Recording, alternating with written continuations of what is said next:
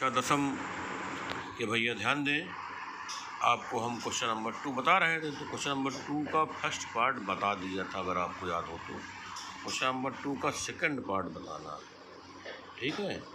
तो क्या लिखा था, किसी त्रिभुज पी क्यू आर, तो पी क्यू आर की भुजाओं पी क्यू और पी आर पर क्रमशः बिंदु ई और एफ स्थित हैं। निम्नलिखित में से प्रत्येक स्थिति के लिए बताइए कि क्या ई एफ समांतर क्यू आर। सेकंड नंबर बताएं। देखें जो ये मान दिए गए हैं, इन मानों से क्या ई एफ समांतर क्यू आर होगा। इसी प्रकार थर्ड नंबर भी है, क्या इन मानों से जो दिए गए मान हैं क्या ई एफ समांतर क्यू आर होगा। तो पहले हम चित्र बना लेते हैं फिर से दूसरे का। सेकंड नंबर क्या लिखा है, त्रिभुज पी क्यू आर, त्रिभुज बना लेते हैं पी क्यू आर, ठीक। भुजाओं पी क्यू, भाई पी क्यू का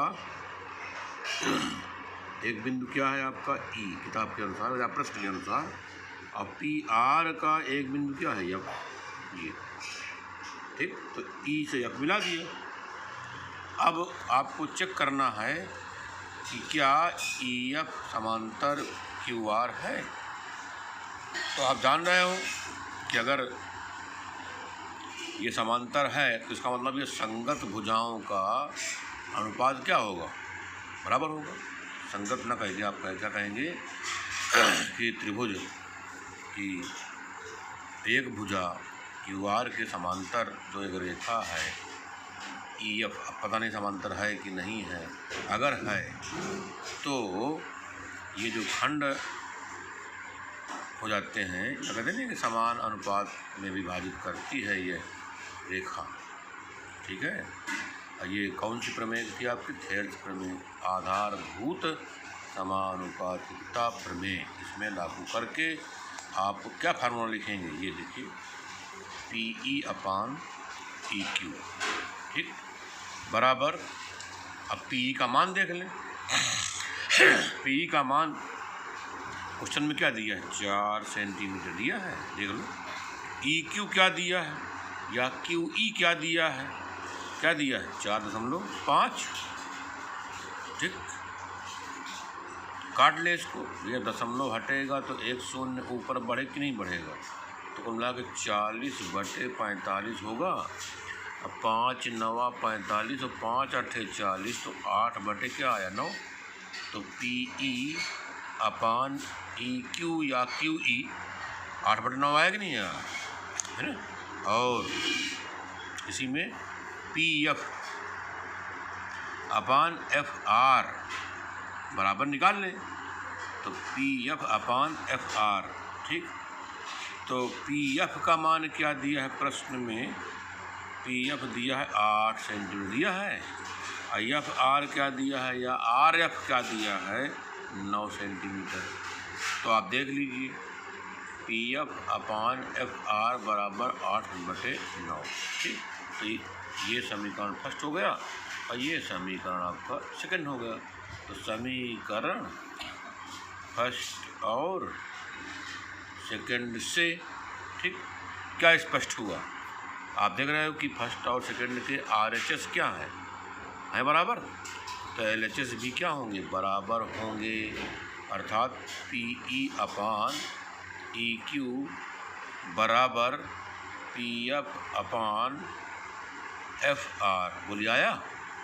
तो आप देख रहे हो ना कि भुजाओं का अनुपात क्या है, समान है। इससे क्या सिद्ध हुआ, अर्थात यह आता है जो भी लिखना हो, क्यू आर समांतर ई एफ, ठीक है। या क्या लिख सकते हो आप, ई एफ समांतर क्यू आर, ऐसा भी लिख सकते हो। और जैसा प्रश्न दिया है वैसे ही आप लिख सकते हो। तो इस प्रकार आपने देख दिया सेकंड में ये अनुपात बराबर होने के कारण, है ना, ये अनुपात भी क्या है, समान, ठीक, सिद्ध हो गई बात ये। अब आपका थर्ड नंबर इसी में है, ठीक। थर्ड नंबर में भी फार्मूला तो यही लगेगा, क्या लगेगा, पी ई अपान ई क्यू बराबर मान निकालना पड़ेगा आपको, है ना। अनुपात निकालें आप, देखें कि बराबर आ रहे हैं कि नहीं आ रहे हैं। अगर बराबर आ रहे हैं तो क्यू आर समांतर ई एफ होगा, अगर बराबर नहीं आ रहे हैं तो क्यू आर समांतर ई एफ नहीं होगा, ठीक। तो पी ई अपान ई क्यू, तो पी ई, ठीक, ई क्यू आप देख लीजिए, हम चाहते हैं इसका मान, ई क्यू का मान, ठीक है। तो आप जरा ये बताइए ई क्यू का मान कैसे निकलेगा। पूरी भुजा से ई एफ क्या कर, नहीं ई पी क्या करें, घटा दें।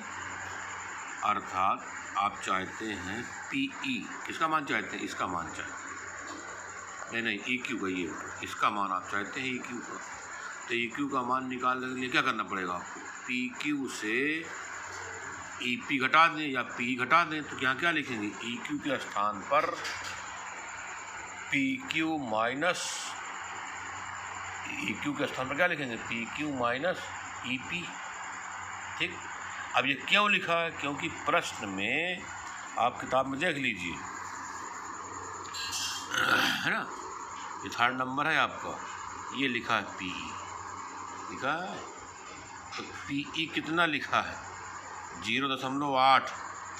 तो पी ई का मान क्या लिखेंगे, 0.18, 18 दिया है। पी का मान क्या लिखा है, 0.18। अब किसका मान लिखो, पी क्यू का, पी क्यू क्या दिया, 1.28, यहाँ लिख दीजिए 1.28। ऋण ई पी कहाँ है, ई पी ये लिखा है, क्या लिखा है 0.18, यहाँ क्या लिखूँगा 0.18, ठीक है भैया। ई क्यू का मान आपके प्रश्न में नहीं दिया, इसीलिए हम ई क्यू के स्थान पर क्या लिख दिए, P Q minus E P, ऐसा आप लिख सकते हैं क्योंकि इनके मान दिए हैं प्रश्न में। अब क्या लिखेंगे 0.18, अब 1.28 से 0.18 घटा दीजिए, तो 8 से 8 घट गया 0, है ना, और 2 से 1 घट गया 1, और 1 से घटेगा 0 तो 1 आएगा, ये देखिए, ठीक। अब 2 अंक बाद ऊपर दशमलव है, 2 अंक बाद नीचे दशमलव, ठीक है।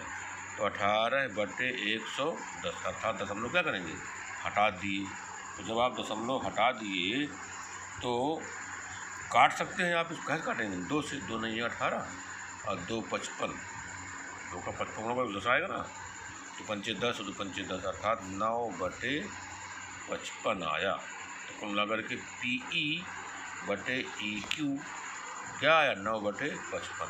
अब किसका मान निकालना पड़ेगा, चित्र में देखिए, पी एफ बटे एफ आर लिख देते हैं, पी एफ बटे एफ आर, ठीक। इसको आप समीकरण 1 लिख लीजिए, ठीक, क्योंकि तुलना करेंगे ना अभी समीकरण 1 और 2 की।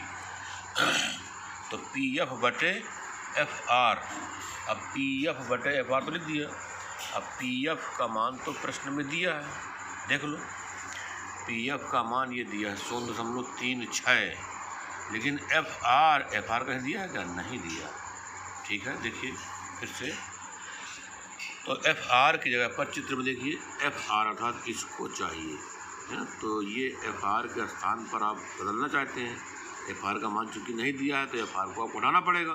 तो एफ आर के स्थान पर क्या लिख सकते हो, पी आर, अर्थात पूरी भुजा से इतनी भुजा घटा दो तो ये आ जाएगी, अर्थात पी आर से पी एफ घटा दीजिए, ठीक है। तो देखिए क्या लिखेंगे, पी आर से क्या घटाएंगे आप, पी एफ, ठीक। तो एफ आर आ जाएगा। अब पी एफ का मान देखिए प्रश्न में क्या दिया है, पी एफ का मान 0.36, यहाँ लिख देते हैं 0.36। पी आर का मान देख लीजिए, पी आर का मान दिया है 2.56, 2.56। ऋण पी एफ वही तो है 0.36। अब 0.36 और घटा लो इसको, 6 से 6 घट गया 0, अब 5 से 3 घटेगा 2, और 2 से 0 घटेगा 2, दशमलव रहेगा ना 2 अंक बाद। अब 2 अंक बाद दशमलव ऊपर है, 2 अंक बाद दशमलव नीचे है, दशमलव हट गए तो ऊपर आएगा 36 और आएगा नीचे 220। ये 0 लिखें और चाहे न लिखें कोई फर्क नहीं पड़ेगा, लेकिन ये 0 आपको लिखना पड़ेगा, नहीं तो फर्क पड़ जाएगा। अच्छा, अब आप इसको क्या करेंगे, काट दीजिए। अब काटेंगे कहे से, 4 से काट दो, 4 नहीं है 36 और 4 पंचे 20 और 2 बचा, 4 पंचे 20। तो क्या आया 9/55। क्या आया PF बटे FR बराबर 9/55। अब आप देख लीजिए समीकरण 1 है ना, समीकरण 1 और 2 से क्या देखा आपने समीकरण 1 और 2 में? भैया 1 का दाहिना पक्ष 9/55 है और 2 का दाहिना पक्ष भी 9/55 है, अर्थात दाहिने पक्ष बराबर है, इसलिए बाएं पक्ष बराबर होंगे, अर्थात PE बटे EQ बराबर PF बटे FR, अर्थात अनुपात क्या है, बराबर है। देखिए PE बटे EQ बराबर PF बटे FR। देखो आया कि नहीं आया? इसका मतलब ये क्या है, QR समांतर EF या EF समांतर QR। दीजिए आता है EF समांतर QR। ठीक, ये आपको हमने दूसरा प्रश्न पूरा करा दिया। अब आप क्या करेंगे, इन दोनों सवालों को आप वीडियो के माध्यम से बहुत अच्छे ढंग से समझेंगे, लगाएंगे। अगर आपको आ जाए तो रफ में लगा के चेक कर लीजिए, चेक कर लें अपने आप को कि हमको आ गए कि नहीं आ गए, है ना। जब ना आए तो एक बार फिर से वीडियो देखें। अगर किसी प्रकार कोई दिक्कत हो, समस्या हो, तो हमसे आप वीडियो कॉल करके या अन्य किसी माध्यम से पूछ सकते हैं, अगर समस्या का निराकरण कर सकते हैं। शेष फिर